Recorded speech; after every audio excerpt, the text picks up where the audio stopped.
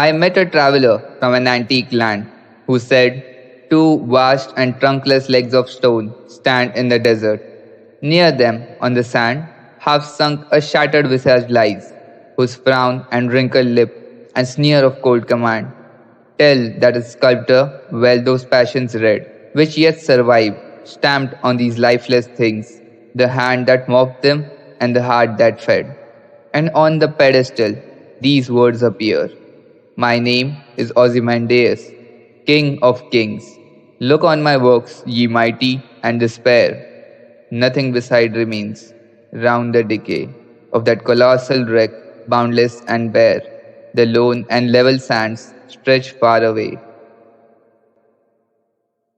This poem by Percy Shelley talks about the ephemeral nature of things, how even civilizations as great as the Egyptian or Roman aren't immune to the passage of time. Why are we here? What does it all mean if nothing is going to matter in a few centuries' time? After all, we are just blips on the cosmic calendar. Everyone has had these thoughts at least once in their lifetime. So today, I'd like to take a deep dive into this feeling of existential dread and the effects of the unstoppable passage of time through a song, Radio Gaga, by a small band you might have heard called Queen. Released in 1984 and explained on Wikipedia as, quote, a nostalgic defense of radio. It was a commentary on television overtaking radio's popularity and how one would listen to radio in the past for a favorite comedy, drama, or science fiction program. End quote.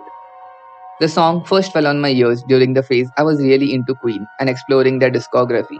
At first, it did not seem to capture my attention much, but the beat was nice and the lyrics seemed okay, so I saved it for later. A few weeks after that, I traveled to my native place and spent some time with my cousins. They were younger than me, and I had a lot of fun playing with them. I thought, it sucks that the next time I come here, they will be older and we may not have the same experience again. After a few days, when I had nothing to do but listen to songs, wouldn't you know it, Radio Gaga appeared. This time, I was really paying attention to the lyrics, and the entire experience brought me close to tears. I never thought a song about a radio would make me emotional, but here we are. Sometimes artists unknowingly create something so beautiful, it's almost like they've got magic inside them. That is when I understood the full scope of the song, that radio could be interpreted as a metaphor for much larger things. I'd sit alone and watch your light, my only friend, through teenage nights, and everything I had to know. I heard it on my radio.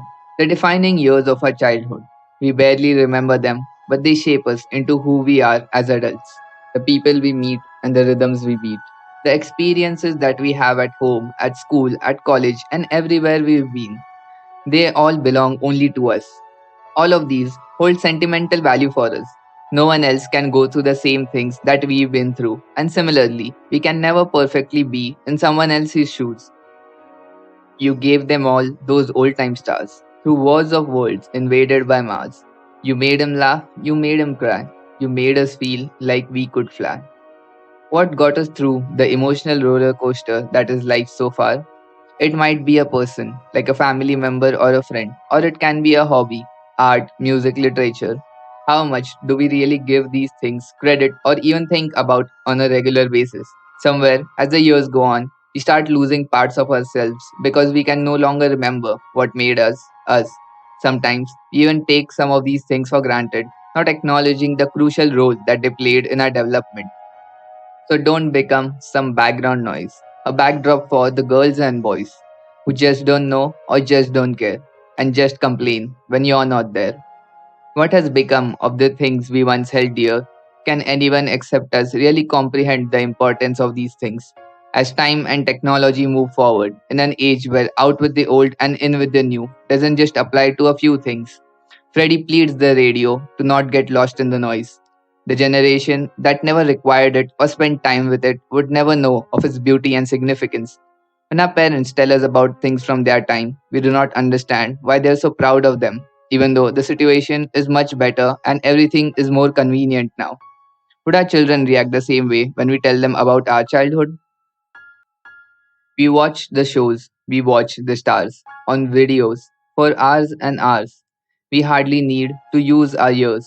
How music changes through the years. Let's hope you never leave, old friend. Like all good things, on you we depend. So stick around, cause we might miss you. When we grow tired of all this visual, there is no choice but to adapt if we want to keep moving forward. And we do. But it is quite apparent that the peaceful times we remember will be nothing but memories. They remain so close to us, but just out of reach, never to be touched, only felt. In such scenarios, all we can do is hope. Hope that the memory will keep us company and get through it all. Hope that one day, maybe, just maybe, things might go back to the way they were. When the burden of responsibilities did not weigh on our shoulders. When we were free. You had the time, you had the power. You've yet to have your finest hour. Radio, what's new? Someone still loves you. No matter what happens, or if other people remember it or not, it is up to us to preserve the things we cherish.